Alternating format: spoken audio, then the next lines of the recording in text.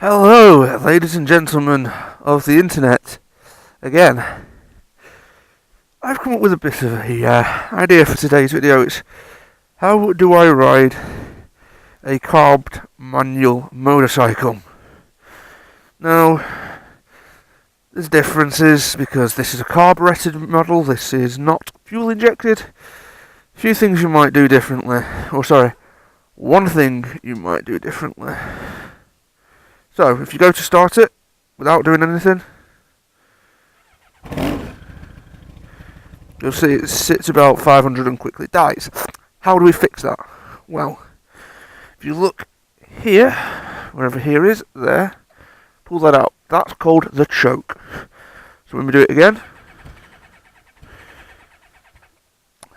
you need to give it time to adjust the mixture.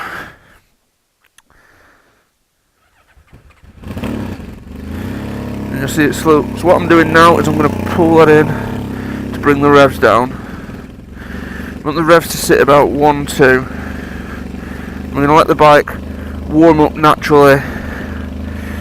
But whilst I do that, let's go over some of the controls. So first off, you have your kill switch and your start button. Ignition is obviously on there. You don't, in a car, like you would in a car, you don't turn that all the way and then there's a spring loaded bit. The starter is on here. Right, what else have we got? Well, we've got the lights. So the lights on here, up for on lights, pass light, so that would obviously make it so it's pass, horn, indicators, that's the lot. So, without any further ado, because I think she's warmed up now, should we go for a ride? I think we should. Right. Other things you've got to remember as well. That side deals with your, essentially this side deals with your speed, so your throttle and your brakes are on this side. Obviously front brake and back brake. This side is your gears, so you've got your clutch here, and you've got your gear shift. This is a 1 down 5 up, so that means you go down into first, you come up 5 times, and then you would be in 6th. Neutral being between 1 and 2nd, so you can either, when you're in that space, go to 2nd, which is straight up, or you can go half click, which is neutral, which is what I'm in now. So what I'm going to do now is I'm going to reverse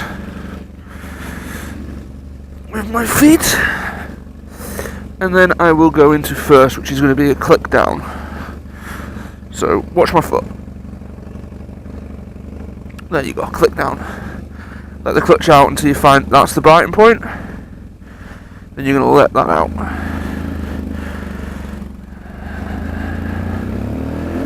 And then you're up, that's straight through neutral into 2nd. It's that easy. On your first go, it might take a couple of times to actually learn the clutch.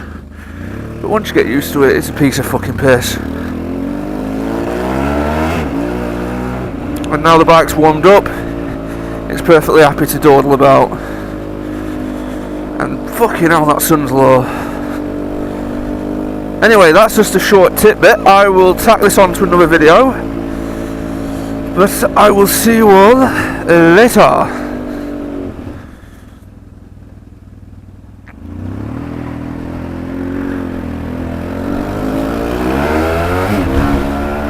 Hello, ladies and gentlemen. So that video was a little bit short. So I was thinking tacking something on. Now, experiences that are scary.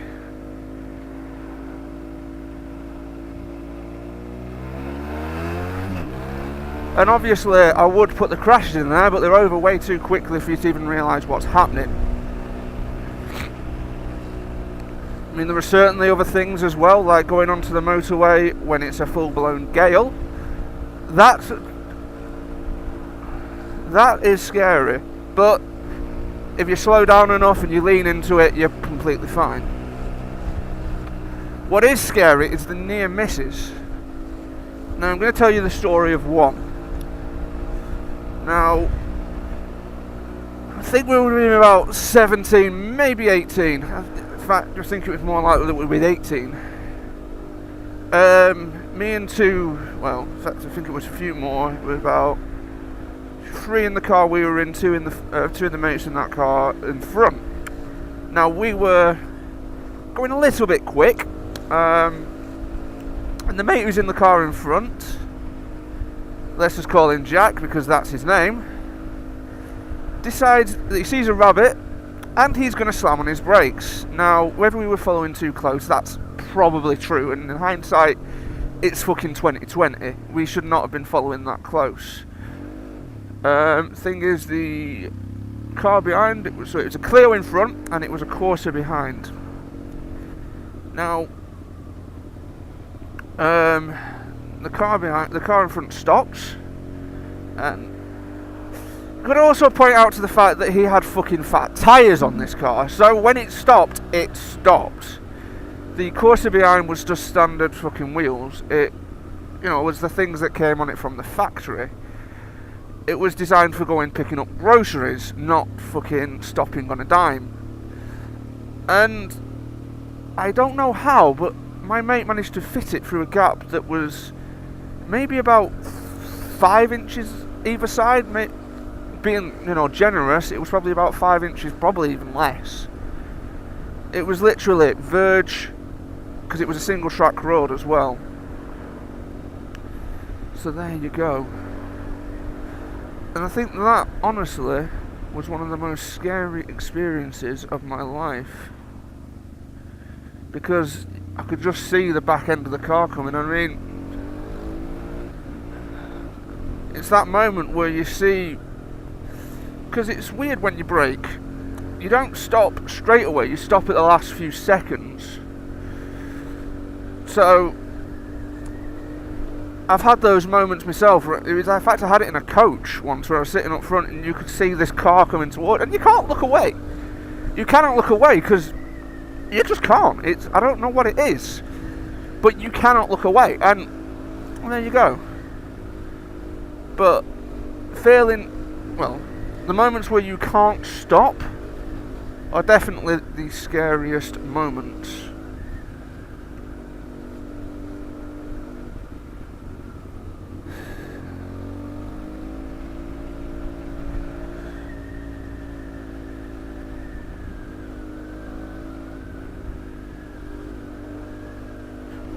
Anyway,